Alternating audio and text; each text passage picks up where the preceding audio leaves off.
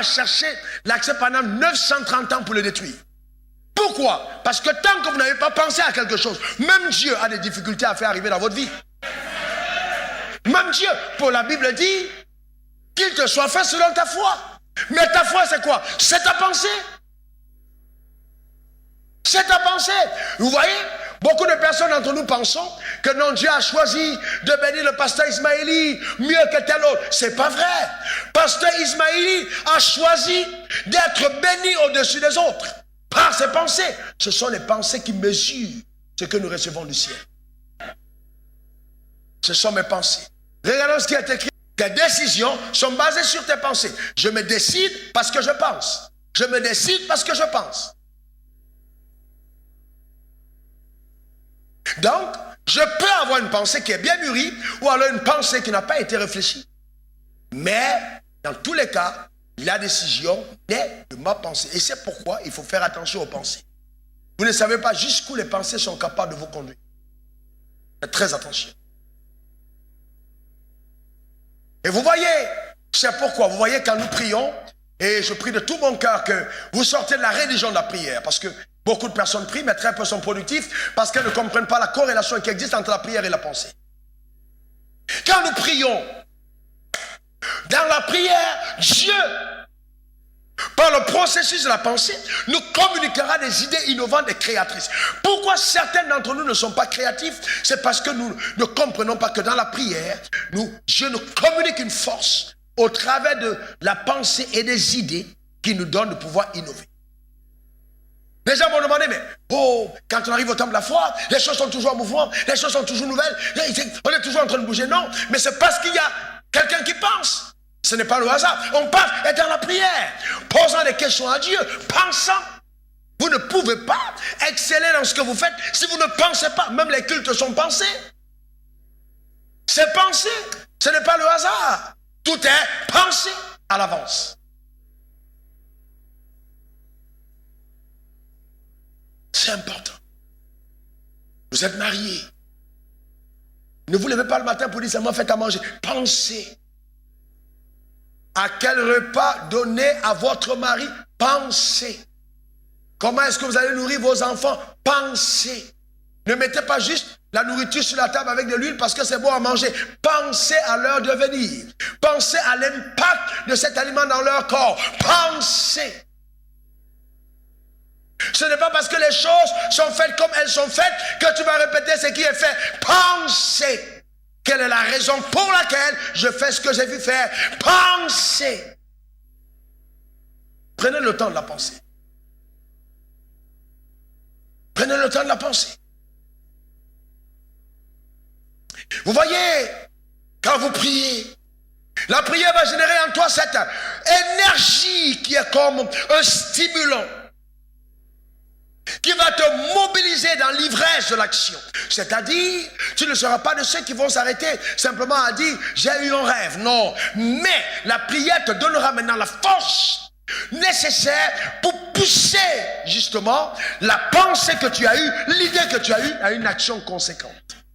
Et c'est pourquoi quand Jésus devait aller à la croix, il a passé le temps dans la prière. Il a dit « si cela est possible que cela me soit ôté ». Pourquoi? Il avait eu la pensée, il savait exactement ce que Dieu voulait, mais pour passer à l'action, il avait besoin d'être stimulé. Mais nous ne sommes pas ivres de vin.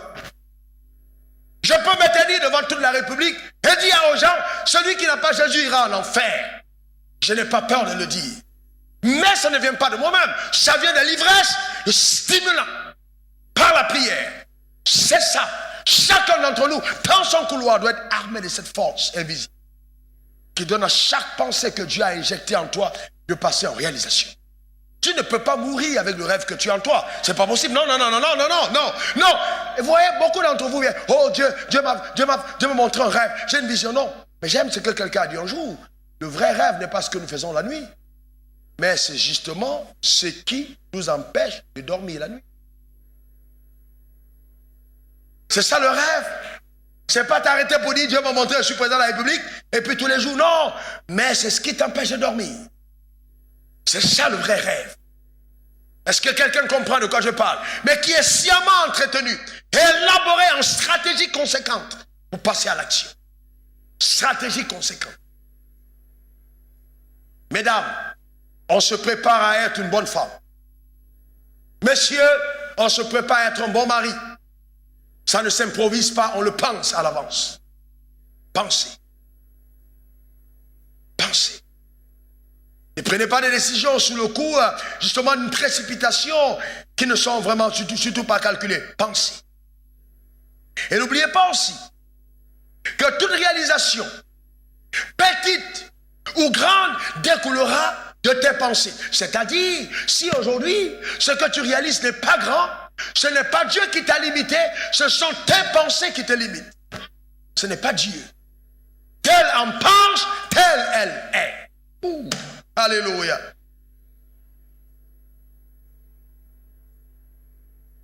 Et vous voyez, il faut donc prendre le temps de penser, d'être créatif, d'être inventif.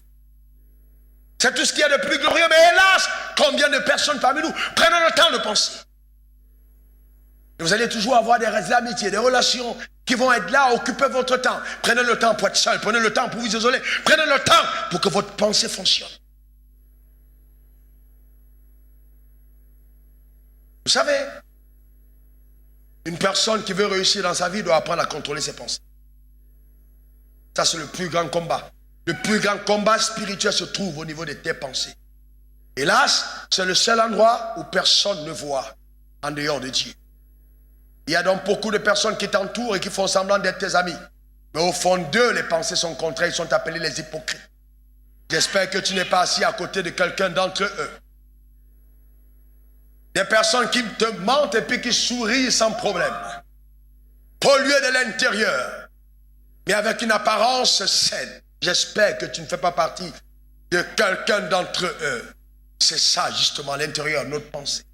À l'intérieur, le système de pensée. Et ensuite, vous devez comprendre ceci, notez-le. Nos pensées peuvent être polluées par le diable. Satan peut polluer tes pensées.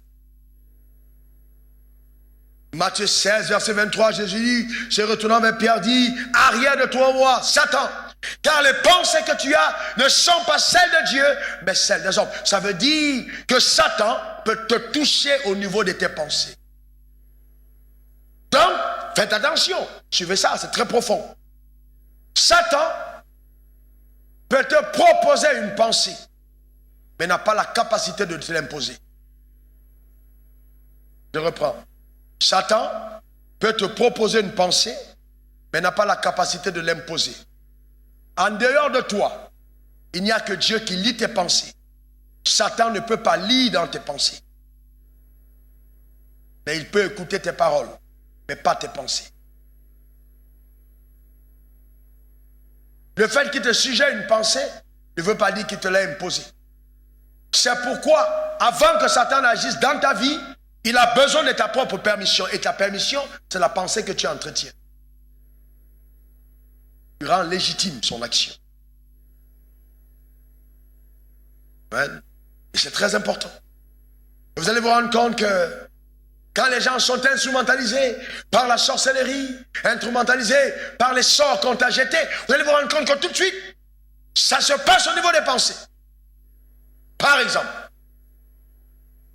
dans ta famille, personne ne se marie. Et puis, tu sais que personne ne se marie. Et personne ne s'est marié. Quand tu as atteint 18 ans, on prend le temps de te dire dans cette famille, personne ne se marie. Donc même quand un garçon s'intéresse à toi, ou alors tu t'intéresses à une femme, l'information revient, personne dans ma famille ne se marie. Alors toi, qu'est-ce que tu fais? Tu acceptes, personne dans ma famille ne se marie. Et tu commences à penser que personne dans ta famille ne se marie. Et tu oublies que la Bible dit que nous ne pensons, nous n'agissons pas selon ce que nous voyons, mais selon la vérité. Donc le rôle que tu as à faire maintenant, c'est d'inverser ta pensée en disant, même si personne dans ma famille ne se marie, moi j'ai connu la vérité et je suis libre. Je serai la première personne à me marier dans ma famille. Ton amen m'embête. À partir de ce moment, parce que c'est ce que tu penses, alors le ciel sera dans l'obligation de faire ce que tu penses. Parce que la Bible dit, tel en pense, tel elle est. Et qu'il soit fait à chacun d'entre nous selon notre foi. Donne-moi le meilleur des amens. C'est très important. Et nos pensées sont l'expression de notre cœur. L'expression de notre cœur et de notre amour pour Dieu. Matthieu 22, verset 36 à 40, il est écrit, mais quel est le plus grand commandement de la loi? Jésus lui répondit, tu aimeras le Seigneur ton Dieu de tout ton cœur, de toute ton âme et de toute ta pensée. Ça veut dire que même avec ma pensée, je peux soit aimer Dieu ou le détester. Donc, mes pensées sont un témoignage de mon amour pour Dieu. Est-ce que quelqu'un comprend de quoi je parle? Vous voyez, les hommes se limitent à l'action, mais Dieu regarde au cœur. Donc Dieu ne se limite pas simplement à ce que toi tu dis, mais d'abord à ce que tu penses. Est-ce que ça va? C'est pourquoi deux personnes peuvent prier et paraître tous deux clean devant Dieu, sérieux dans leur dit, mais Dieu prend le soin d'exaucer une des deux.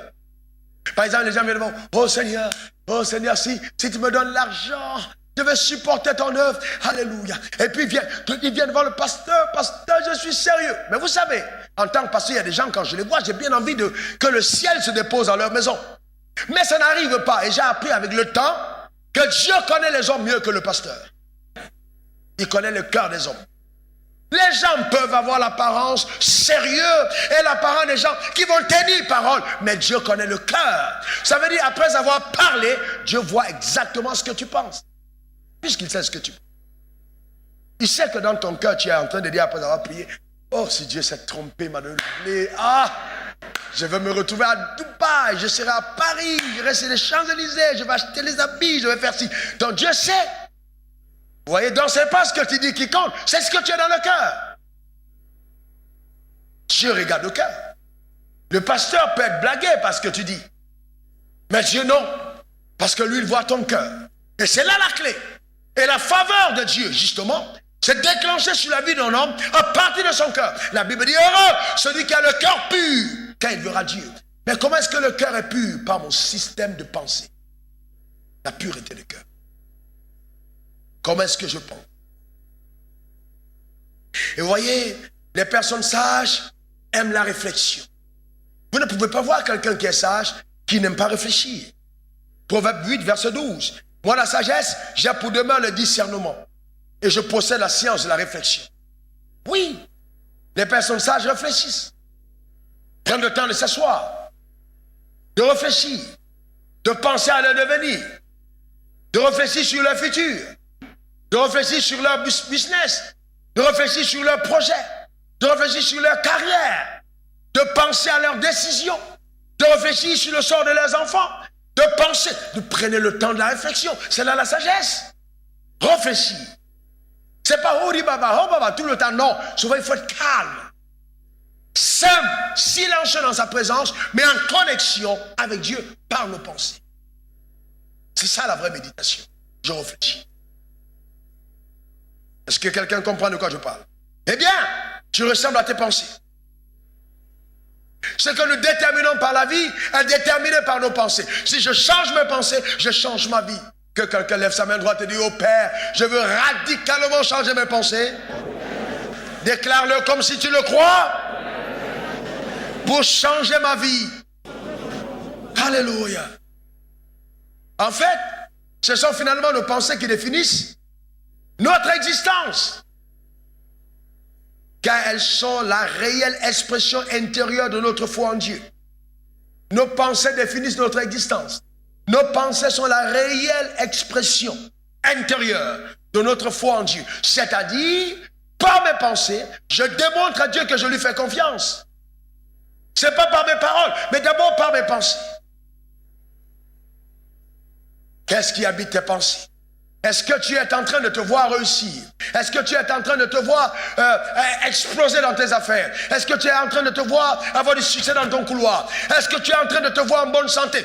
Parce que tu sais que l'Éternel est bon. Ou alors, tu laisses ta vie polluée par des pensées obscures. Voilà la clé. La pensée. Regardez ce que Dieu dit à Adam. Il dit à Adam, suivez-moi bien. Il dit à Adam, ne mange pas de ce fruit car le jour où tu en mangeras, qu'est-ce qu'il a dit à Adam? Tu mourras, n'est-ce pas? Est-ce que la parole de Dieu était vraie? Est-ce que Adam devait mourir? Mais vous savez que ça a pris 930 ans à la parole pour détruire Adam. Vous savez pourquoi? Parce qu'en fait, Adam ne connaissait pas la mort. Si on dit Adam meurt, il ne sait pas comment on meurt. On dit Adam tombe malade, il ne connaît pas la maladie. On dit Adam échoue, il ne connaît pas l'échec. Donc il était formaté. Tout était positif. Donc même la mort, pour que la mort le terrasse, la mort a cherché l'accès pendant 930 ans pour le détruire. Pourquoi? Parce que tant que vous n'avez pas pensé à quelque chose, même Dieu a des difficultés à faire arriver dans votre vie. Même Dieu, pour la Bible dit, qu'il te soit fait selon ta foi. Mais ta foi c'est quoi? C'est ta pensée. C'est ta pensée. Vous voyez, beaucoup de personnes entre nous pensons que non, Dieu a choisi de bénir le pasteur Ismaëli mieux que tel autre. C'est pas vrai. Pasteur Ismaëli a choisi d'être béni au-dessus des autres par ses pensées. Ce sont les pensées qui mesurent ce que nous recevons du ciel. Ce sont mes pensées. Regardons ce qui est écrit dans Marc. Oh, c'est fort, n'est-ce pas? Marc 4, verset 24. Il leur dit encore, prenez garde à ce que vous entendez. Il dit quoi? Qu'est-ce qu'il a dit? Ah, donnez-moi deux charmantes dames ici. Venez de l'autre côté ici. Tenez-vous là devant. Regardez simplement, regardez ça. Et les deux personnes sont là. La Bible dit, prenez garde à ce que vous entendez. Et la foi vient de ce qu'on? La foi vient de ce qu'on? Et la Bible dit, prenez garde à ce que vous entendez. La suite du verset, c'est quoi? Car on vous mesurera de la mesure avec laquelle vous serez servi. Et on y ajoutera pour vous. Ça veut dire quoi? Que quand je parle et qu'elles entendent, chacune d'entre elles mesure ce qu'elle entend. Donc on dit prenez garde. Donc quand j'entends, prenez garde à ce que vous entendez. Je dis par exemple, je vous signerai un chèque à la fin du culte. Alors les deux sont là. Qu'est-ce que j'ai dit? Comme signer un chèque. Et qu'est-ce que j'ai dit? Signer un chèque. Les deux savent que j'ai dit je vais signer un chèque. Maintenant voici comment Dieu réfléchit.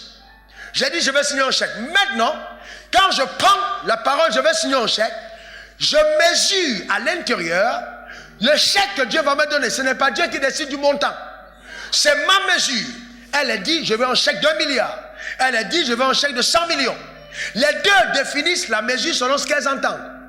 Peut-être elle a besoin de 99 millions. Et elle a un rêve d'1 milliard. Maintenant elle dit Dieu, voici ce que j'attends de la promesse que tu m'as faite. Et quand Dieu arrive, il laisse le chèque en blanc. Il dit bon maintenant prenez, chacun remplit sur le chéquier exactement ce qu'il a entendu. Donc elles écrivent ce qu'elles ont entendu. Quand les deux partent, elles ont reçu la même promesse, mais elles n'ont pas la même provision. Pourquoi? Parce que chacune a choisi par sa pensée. Et c'est ainsi que vous voyez des gens dans la même église, assis sur les mêmes bancs, et asseyez-vous, face à la même onction, prophétisant sur eux de la même manière, priant pour eux. Vous voyez quelqu'un fleuri d'un niveau et l'autre pas. Je me rappelle, un de mes fils qui est dans la salle, est venu me voir et me dit, oh pasteur, j'ai entendu dire que tu as l'onction. Et que si tu pries pour les gens, les choses, les affaires marchent. J'ai dit, ok, il n'y a pas de souci, c'est vrai, j'ai cette onction. Je n'ai pas refusé, j'ai dit, c'est vrai. Il m'a dit, mais depuis que je suis là, je ne vois rien. En fait, en d'autres termes, il était en train de me dire, si ça continue comme ça, je risque de changer d'église. Donc, mais bon, comme je suis un homme intelligent, et que je n'ai pas besoin qu'on me dise tout le discours, mais moi, je me suis dit, bon, ok, si il a déjà compris ça comme ça, si dans sa pensée, je suis un homme qui peut prier pour un homme d'affaires pour que ça marche, à partir de ce moment, c'est résolu. Parce qu'il m'a déjà perçu comme étant quelqu'un qui peut prier pour ses affaires. Mais il y a des gens qui sont assis à l'église mais qui ne voient pas leur pasteur comme étant quelqu'un qui peut prier pour que les affaires marchent. Ils sont malades, ils ne me disent pas jamais qu'ils sont malades. Ils ne disent pas qu'ils sont malades, ils ont des problèmes. Ils ne peuvent même pas venir se référer pour dire j'ai besoin qu'on prie pour moi. Parce que dans leur pensée, ils ne perçoivent pas la solution sur l'autel. L'église devient un endroit où ils viennent simplement pour chanter et danser. Ce n'est plus un lieu de solution. Et ça c'est dommage. Et c'est ainsi que vous voyez les gens qui fleurissent et d'autres pas. Donc, alors qu'est-ce qui s'est passé? Quand j'ai prié pour lui, il a commencé à avoir des marchés. Sauf que les marchés qu'il a eus n'étaient plus au niveau de sa foi. J'ai prié selon ma foi. Donc les marchés qui sont arrivés au niveau de ma foi. Et alors le problème qu'il a eu, c'est qu'il est venu me dire, pasteur, je ne voulais pas avoir des marchés de cette dimension. Je pensais aux marchés de 100 millions, 200 millions. Ça, c'est les marchés qui me conviennent. J'ai dit non, tu ne peux pas être à ce niveau parce que là, maintenant, tu as demandé à Dieu de te donner. Donc Dieu va maintenant t'amener à son niveau. Il faut que tu tiennes ferme. C'est là où Dieu t'amène. Mais qu'est-ce qui se passe? La pensée. Écoutez-moi très bien, écoutez-moi attentivement. Ça c'est très profond. La vendeuse d'arachides au bord de la route, ou la femme qui cuit, qui braise le maïs ou n'importe quoi, qui vend de l'eau, souvent elle génère plus d'énergie que le banquier. Elle génère plus d'énergie que quelqu'un qui a monté une entreprise. Elle se lève à 4 h du matin, elle doit 1 minute 30, 1 h du matin, sous le soleil. Mais elle a une productivité mensuelle qui n'est pas dessus de 100 000. Et une autre personne qui fournit un effort moindre a un résultat plus grand. Qu'est-ce qui différencie les deux? C'est la pensée. C'est tout. L'autre ne s'est jamais vu plus loin.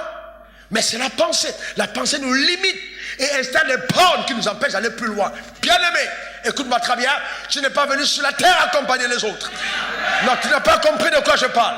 Tu n'es pas venu sur la terre accompagner les autres. Tu es capable de faire des choses exceptionnelles au travers de ta vie. Quelqu'un me dise au meilleur des amens. Quelqu'un me dise au meilleur des amens. Alléluia. C'est pourquoi il ne faut pas te permettre d'être limité dans ta pensée. Jamais. Provoque tes pensées dans un palier plus élevé. Et tu verras ce que la vie t'apportera. La gloire et la gloire et la gloire. À cause de tes pensées. Donc, mes frères, si ta foi voit, elle voit parce que tu penses. Si tu n'as pas pensé, elle va se servir de toi. Ton amen m'embête. Vous voyez, la foi donne une force indescriptible à nos pensées. La foi donne une force indescriptible à nos pensées. La foi nous communique l'énergie, la passion, le zèle et la persévérance indispensable pour voir s'accomplir au travers de nos vies, de rêves que nous avons. C'est la foi. Une passion, un zèle, une énergie. C'est ça la foi, à nos pensées. Donc il n'y a pas de place pour le doute. Il n'y a pas de place pour la peur. Car nous savons exactement que Dieu est avec nous. Et vous savez, ceux qui remportent la victoire sont toujours ceux qui ont cru qu'ils en sont capables. Et les gens habiles, j'ai vu des gens habiles qui ne sont pas victorieux. La victoire n'est pas aux habiles. Non. Ni la course aux agiles. Mais voyez, comment est-ce que je remporte? C'est parce que je crois que j'en suis capable. Que quelqu'un lève sa main droite et dit je suis capable d'exploits remarquables. Maintenant pose ces 2 mains sur ta tête et déclare Raoul Wofo est capable d'exploits remarquables. Oh, déclare ton propre nom s'il te plaît. Je suis capable d'exploits remarquables. Et cette génération verra les exploits au travers de ma vie. Dis-le avec foi, dis-le avec foi. Dis-le encore avec foi. Confesse-le avec assurance. Alléluia. Un jour, j'ai terminé un enseignement et un homme, un pasteur français que j'aime bien, qui a une grande assemblée, il s'est approché de moi, il m'a dit, homme de Dieu, comment tu fais pour penser comme tu penses? J'ai dit, comment ça? Il dit, tu penses trop élevé. Et depuis ce temps, je mûrissais secrètement le désir non seulement d'enseigner dessus, mais d'écrire. Et j'ai eu le feu vert il y a une semaine pour ça. Bien aimé, écoutez-moi très bien. Vous pouvez vous décider d'élever votre système de pensée. Ma vie est élevée selon les standards de mes pensées. À aucun moment, si vous m'entourez, je n'ai jamais pensé échec. À aucun moment, je n'ai jamais pensé petit. Mes choix sont dictés par mes pensées et non par les circonstances. J'ai découvert quelque chose. Il y a 2 choses qui nous manquent tous les jours. Premièrement, ton compte bancaire. Deuxièmement, ton identité. Et il influence tes pensées. Quand tu pars à la banque et tu demandes le solde, on te dit, tu as 1 million. D'autres d'entre vous, 50 000. D'autres, tu dois à la banque. Quand on te remet ton relevé, tu sors de la banque, tes pieds souvent ont tendance à ne plus toucher le sol. Parce que l'information qu'on te donne définit qu'il te reste moins quelque chose dans le compte, dont tu es endetté. Mais alors que la Bible dit que Dieu t'a comblé de toutes sortes de bénédictions dans les lieux célestes. Alors qu'est-ce que la banque fait? Elle te ment. Elle te donne une information qui est contraire à la vérité. La vérité, c'est que tu es riche. La réalité bancaire, c'est que tu n'as pas d'argent. Mais en vérité, tu es riche. Mais est-ce que j'ai été conçu pour la réalité? Non. Qu'est-ce qui doit gouverner ta vie? C'est là. Vous connaîtrez là. Et la vérité vous a. Très bien. Mais quand on dit connaître la vérité, ce n'est pas le verset biblique. C'est que la parole habite en toi. Moi, je vais vous dire quelque chose. J'expliquerai mieux dimanche prochain. J'ai changé pendant près de 3 ans tous mes relevés. Vous savez pourquoi? Parce que je voulais des relevés à des chiffres plus grands. Vous me donnez un relevé où il y a 136 000. C'est ce que vous avez dit. Si je mets 3 zéros derrière, ça devient quoi? Non, je vous pose une question, ça devient quoi? 36 millions. Qui parmi vous allait dans sa banque compter son argent? Tu es allé dans la banque et puis tu as compté? On t'a donné les papiers, tu as cru, c'est ce que tu as, n'est-ce pas? Alors maintenant, pourquoi si tu ajoutes 3 zéros, est-ce que c'est faux? Non, je te pose une question. Est-ce que c'est faux? Non, je pose une question. Vous savez, et c'est pourquoi, si vous n'êtes pas prêt à la folie dans vos pensées, vous ne verrez pas le spectaculaire dans la vie. Vous devez être prêt à des choses folles. Bien-aimés, écoutez-moi très bien. La foi doit vous pousser à faire semblant. Si vous ne faites pas semblant, vous n'êtes pas encore en train d'agir dans la foi. Jacob a porté les vêtements d'Ésaü, mais est-ce qu'il était Ésaü? Il y a des moments où agir par la foi, c'est faire semblant. Tu n'as pas besoin d'avoir des millions comme un pasteur donné pour être en 3 pièces. Ton compte bancaire peut dire qu'il n'y a rien, mais bon, il n'y a pas de problème. Tu es en 3 pièces. Parce qu'il faut faire semblant. Est-ce que quelqu'un comprend de quoi je parle? C'est très important. Il faut faire ça. Je vous pose une question. Le jour où vous êtes bien habillé, vous êtes content ou fâché? Non, je vous pose une question sérieuse. Vous êtes bien habillé, vous êtes content ou fâché? Quand vous êtes habillé en jean ou bien délabré et vous êtes sapé, vous êtes différent? Est-ce qu'il y a une différence? Je vous pose une question. Est-ce que vous sentez la différence? Est-ce que vous sentez l'impact de l'habit sur votre comportement? Très bien, donc si ça change, pourquoi tous les jours vous n'êtes pas en prince et en reine? Pourquoi vous avez besoin d'attendre une fête pour être bien habillé? Faites une fête tous les jours. Fêtez perpétuellement. Changez vos pensées. Tous les jours vous êtes en fête. Est-ce que quelqu'un comprend de quoi je fais? En fête tous les jours. Et vous allez vous rendre compte que les gens veulent devenir vos amis. Tout le monde est attiré par ce qui est beau. Tout le monde respecte ce qui est vertueux. Que quelqu'un se regarde et dit: j'ai de la valeur. Je suis une merveilleuse créature. Alléluia. C'est très important, bien-aimés. Nous ressemblons aux pensées de nos âmes. Nous ressemblons aux pensées de nos âmes. J'ai vu dans la parole de Dieu, Dieu bénit un peuple, sortit le peuple d'esclavage, fait des miracles. Mais le peuple sortant d'Égypte n'a pas changé la mentalité d'esclave. Le vrai problème de beaucoup d'entre nous, ce n'est pas que Dieu n'est pas avec nous, mais c'est que nous sommes restés prisonniers dans notre mentalité.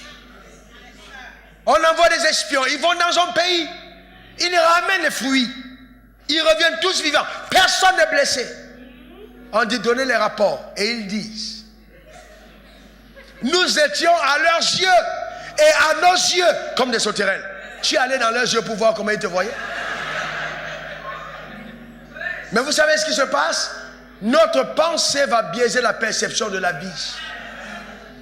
Les gens malades ont toujours tendance à rendre tout le monde malade autour d'eux.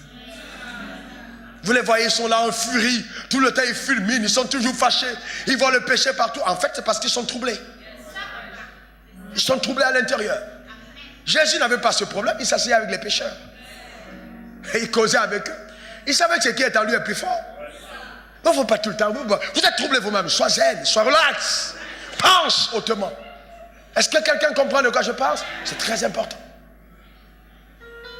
Très important. Pourquoi est-ce que quand ton mari, à 21h, son portable est déchargé, il a un iPhone. Dès que ça ne sonne pas, et puis tu es toujours là, votre correspondant peut-être, tu ne fais qu'appeler. Relax. Relax. C'est pas parce que ça ne passe pas qu'il y a problème. Sois calme. Calme. Le cœur, comment? Lui, là-bas. Non, relax. Oh, dis à ton voisin, je suis un enfant de Dieu. Je contrôle mes pensées. Ah, dis-le avec foi, mesdames, dites-le. Amen. Est-ce que ça va pour quelqu'un d'entre nous? C'est très important. Et vous savez que dans l'univers, il y a deux personnes qui sont capables des choses les plus extraordinaires. Vous le savez? La première personne, c'est Dieu. Quand il est écrit dans Luc 1, verset 37, car rien n'est impossible. Rien n'est impossible. Rien n'est impossible. Quels sont ceux qui croient que Dieu peut tout? Alléluia. Maintenant, on y va plus loin. La Bible dit tout est possible à celui qui croit. Marc 9, 23. Quels sont ceux qui croient qu'ils peuvent tout? Lève ta main vers le ciel et déclare, je suis un être qui peut tout. Parce que j'ai placé ma foi en Dieu. Alors, chaque jour, par mes pensées, j'agis dans le palier de réalisation de Dieu. Au nom de Jésus. Et amen 3 fois. Alors maintenant, regardez comment est-ce que Dieu réalise ce qu'il fait. Ésaïe 55, verset 8 à 9. Car mes pensées ne sont pas vos pensées. Il nous montre la clé. La différence entre moi et vous, c'est que mes pensées ne sont pas vos pensées, c'est ce que Dieu dit. Et mes voix ne sont pas vos voix. Ce sont vos pensées qui déterminent vos voix. Et il dit, comme le ciel est élevé au-dessus de la terre, mes pensées sont élevées au-dessus de vos pensées.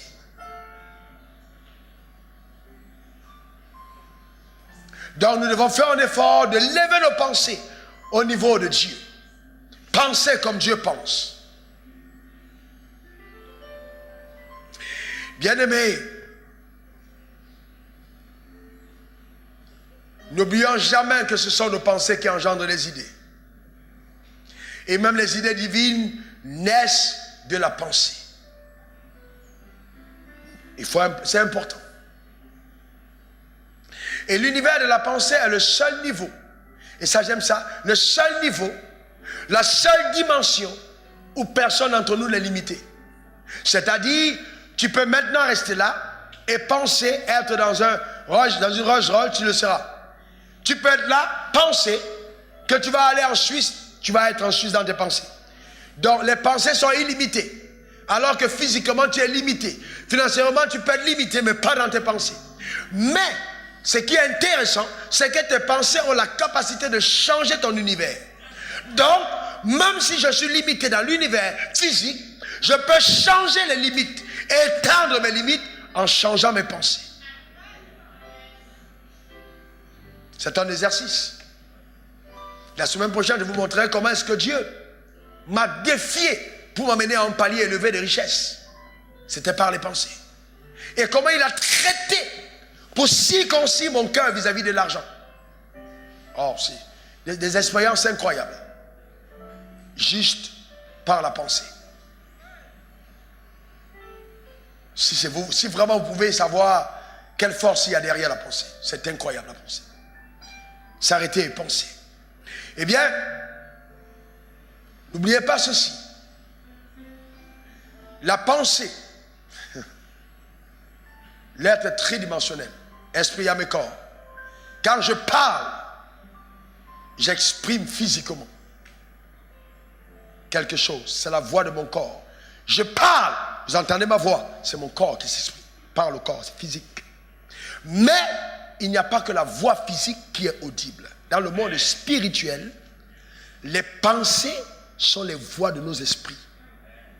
Donc c'est-à-dire quand je parle, je pense, mon esprit est en train de parler à Dieu. C'est pour ça que Dieu dit, aime le Seigneur de tout ton cœur, de toute ton âme, de toute ta pensée. Donc même mes pensées, aux yeux de Dieu, sont des paroles qu'il entend. Et c'est pourquoi ce que je pense régulièrement, Dieu l'entend régulièrement. Donc ce n'est pas la prière que je fais pendant pendant que je prie 1 heure qui compte, mais ce que je pense les 23 heures après avoir prié 1 heure qui détermine si oui ou non je suis exaucé. Et voilà où beaucoup de personnes ont des problèmes. La religion s'arrête à l'action, alors que la relation avec Dieu va dans le cœur. Et c'est pourquoi il est dit, vous dites, vous ne commettrez pas l'adultère, c'est parfait. Vous lapidez même la femme adultère, c'est parfait. Mais moi je dis, celui qui regarde une femme même dans l'intention de la convoiter a déjà commis avec elle l'adultère dans son cœur. Qu'est-ce que Jésus voulait dire? Il voulait dire, je ne sanctionne plus l'acte seulement, mais je vais plus loin à la pensée. Parce que la pensée est l'expression de notre réel nous-mêmes.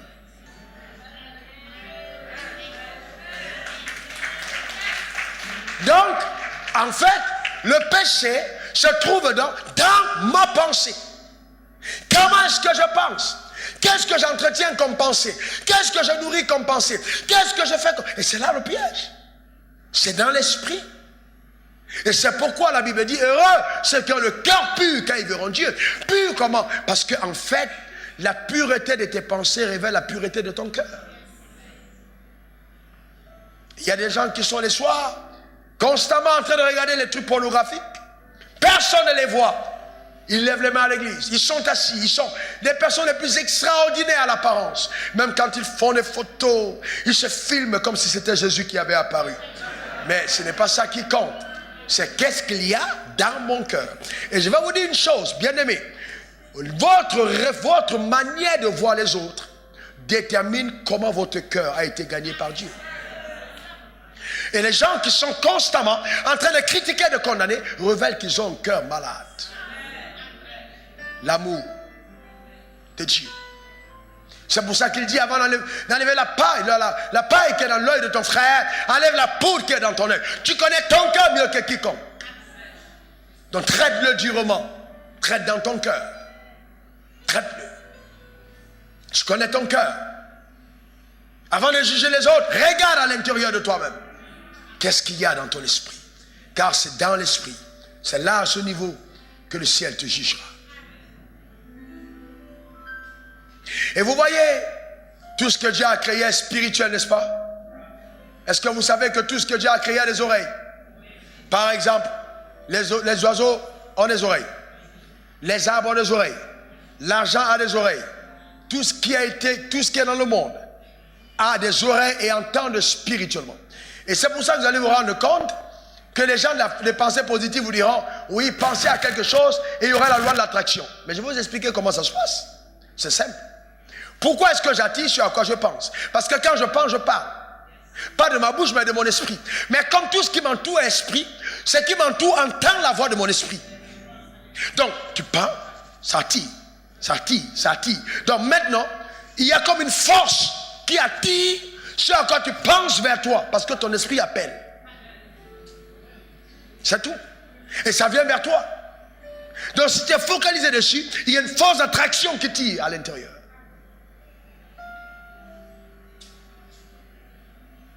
Et c'est pourquoi quelqu'un qui pense à la richesse, quelqu'un qui pense au succès, quelqu'un qui pense à ces choses va se rendre compte que les projets viennent vers lui, l'argent arrive vers lui, parce qu'il pense simplement. Dans sa manière de penser, il crée une force attractive. Mais vous et moi ne sommes pas des pensées positives. Non, nous sommes les enfants de Dieu. Parce que quoi? Nous savons que toute pensée positive n'est pas une pensée divine. Je peux penser positivement et penser sataniquement. Tout ce qui est positif n'est pas divin. Ce qui est divin est ce qui est engendré de sa volonté. Et ce qui est satanique est ce qui est engendré de notre chair.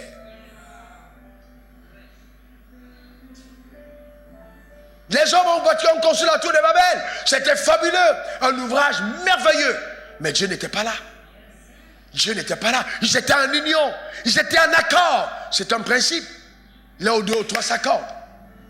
La force, ils ont mobilisé l'accord. Dieu dit, personne ne peut rien contre eux tant qu'ils sont comme ça. Pourquoi? C'était un principe. Et nous devons comprendre les principes. Quand on sème dans le champ, est-ce qu'on a besoin d'être chrétien pour récolter? Non, répondez-moi. Non. Non, on n'a pas besoin. Celui qui sème, moi, il est écrit quiconque. N'est-ce pas? Exactement. De la même manière, quiconque sème une pensée récolte quelque chose au magnétisme. Mais ce n'est pas parce que j'ai récolté que le ciel est d'accord avec moi. Et c'est pourquoi les gens peuvent aller devant une statue, et puis ils prient, et puis ils disent j'ai été exaucé. Souvent l'exaucement n'est pas la prière, mais la force que nous avons d'attirer les choses nous-mêmes, même sans Dieu. C'est ça. Donc tout ce que je fais qui marche ne veut pas dire que Dieu est avec moi. Je peux réussir sans que Dieu ne soit d'accord avec moi. Mais nous ne disons pas que nous avons réussi parce qu'on a des maisons, parce qu'on a des voitures, parce qu'on a l'argent. On sait très bien qu'on peut avoir tout ça et perdre le monde et perdre Dieu. Nous avons réussi parce que nous avons servi à ses desseins, parce que nous lui avons obéi, parce que nous avons fait sa volonté. Alors c'est ça pour nous la réussite. Si la réussite était les maisons, Jésus n'aurait jamais choisi la croix, mais il aurait choisi le trône d'Israël.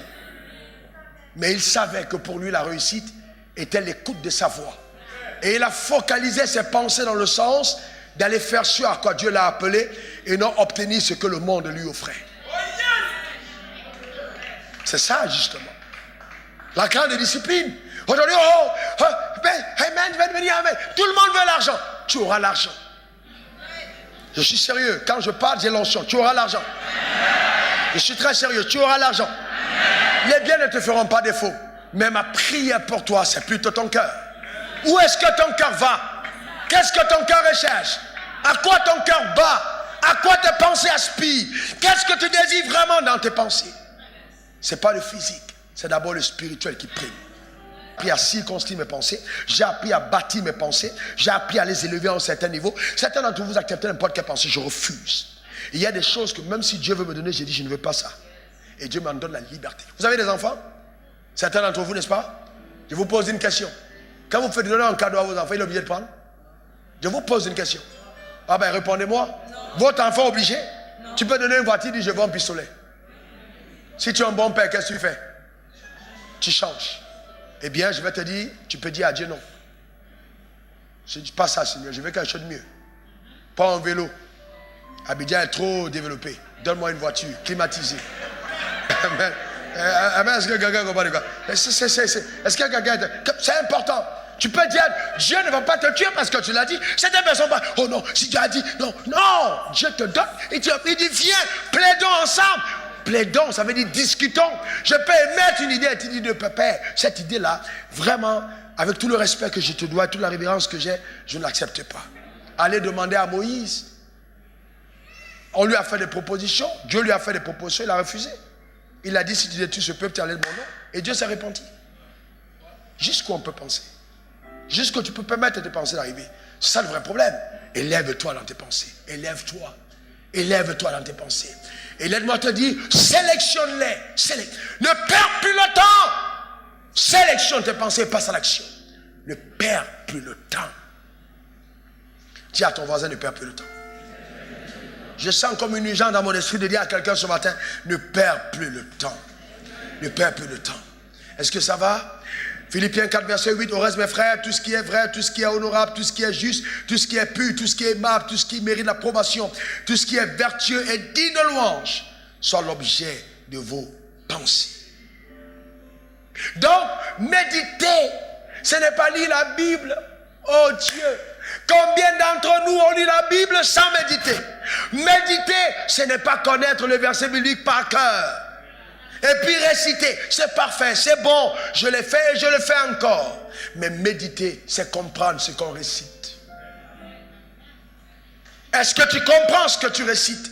Est-ce que tu comprends pourquoi est-ce que Dieu te demande de faire ce que tu es en train de faire? C'est ça la méditation. Et il dit à Josué que ce livre de la loi ne s'éloigne point de ta bouche. Ça veut dire quoi? Ça veut dire, quand je l'ouvre la Bible et que je commence à la lire, quand je vois quelque chose qui ne correspond pas à ce que je vis, je maudis la chose. Donc voici comment je me dis, je lis, par les maîtres issus de Christ, j'ai été guéri. Et puis je ressens que, hey, le médecin est sur malade, j'ouvre ma bouche J'ai dit, je suis en bonne santé. Oh non, je suis pas de Jésus. Ça veut dire que là où vous méditez, vous devez être à même de parler. Et même quand vous marchez dans la rue et qu'une pensée arrive dans votre tête, ton enfant va faire un accident, ton enfant va mourir, tu vas faire ci. Ça vous est déjà arrivé? Oh oui, on va te chasser du travail, ton mari va te quitter, il va te faire... Ça vous est déjà arrivé? Bien aimé, toutes les personnes qui marchent avec Dieu sont bombardées au niveau de leurs pensées parce que c'est le territoire du combat. Mais vous savez, n'attendez pas la maison pour prier. Que quelqu'un te regarde en route pensant que tu es fou, si ça n'arrivera pas, Satan, tu es menteur et tu marches.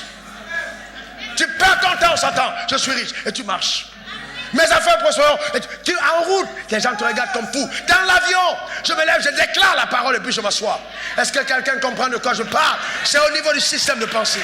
Je ne permets pas au diable de m'imposer son mensonge. Est-ce que quelqu'un est avec moi? Alléluia. Est-ce que quelqu'un est avec moi? Amen. C'est ça la vraie méditation. Quand vous décrétez, vous renversez les choses autour de vous. Ça fait 3 ans que tu n'as pas de travail, et puis tu commences à penser, non, ta vie va être ruinée, et tu dis non. Souvent je suis seul, non, Satan, tu perds ton temps. Moi, c'est Raoul Wafo, ça ne m'arrivera pas. Je ne suis pas Job. Est-ce que quelqu'un comprend de quoi? Je ne suis pas Job. Et je refuse l'histoire de Job.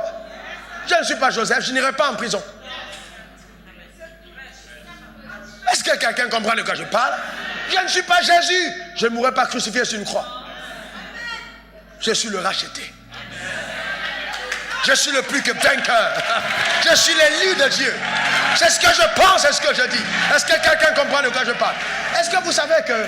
Merci ma soeur, que Dieu te bénisse. Est-ce que vous savez qu'il y a des gens, à un certain moment, le diable a comploté pour me faire vieillir? Les gars m'ont dit, mais c'est pas possible. Tu as déjà dépassé 35 ans, on ne voit pas des rides. Pourquoi vous voulez que j'ai des rides? Parce que vous avez vu les gens dans un certain âge avoir les rides. Moi, je n'aurai pas les rides. Je ne pense pas à la vieillesse. Je ne pense pas à la vieillesse. Et puis ma petite soeur m'a dit, mais à ton âge, on porte. J'ai dit, ça c'est leur problème. Moi, en ce qui me concerne, je suis Raoul Wafo. Et plus le temps passe, plus je me rajeunis comme l'aigle. Alléluia. Je ne donne même pas une seule place à ça dans ma tête. Je ne me suis jamais vu pauvre. Je ne me suis jamais vu vieux et faible. Je prêcherai cet évangile jusqu'à 100 ans avec la vigueur, 100 ans.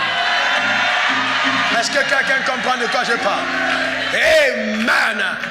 Amen. Demandez à mon prof de gym quand je vais en salle de sport. Les gars de 20 ans, ils sont là, ils paniquent. Je ne peux même pas en parler parce que j'ai la force. Je puis tout par Christ qui me fortifie. Alléluia. Amen. Et ce matin, docteur, mon médecin personnel me disait, je ne sais pas d'où tu tires cette énergie. Est-ce que ta femme t'a dit? Que j'ai dit, mais c'est pas croyable. Tu salues les gens pour le premier culte, tu es toujours debout. Même s'il y a 5 cultes, je serai debout et fort, solide. C'est ça. Parce que je n'ai jamais pensé que je suis en train de tomber. Toujours debout. Je dors à 3 heures du matin, je pense être debout à 5 heures et je suis debout à 5 heures. C'est scientifiquement pas prouvé, mais c'est divinement démontrable. C'est ce qui compte. Est-ce que quelqu'un comprend de quoi je parle? Aussi longtemps que le Seigneur m'a maintenu occupé dans sa présence, lui seul qui a créé ce corps saura compenser les heures de non-sommeil. Et je me lève radieux, resplendissant, glorieux, car l'Éternel est avec moi. Veux-tu goûter au spectaculaire de la vie et aux délices de l'existence avec Dieu? Change ton système de pensée.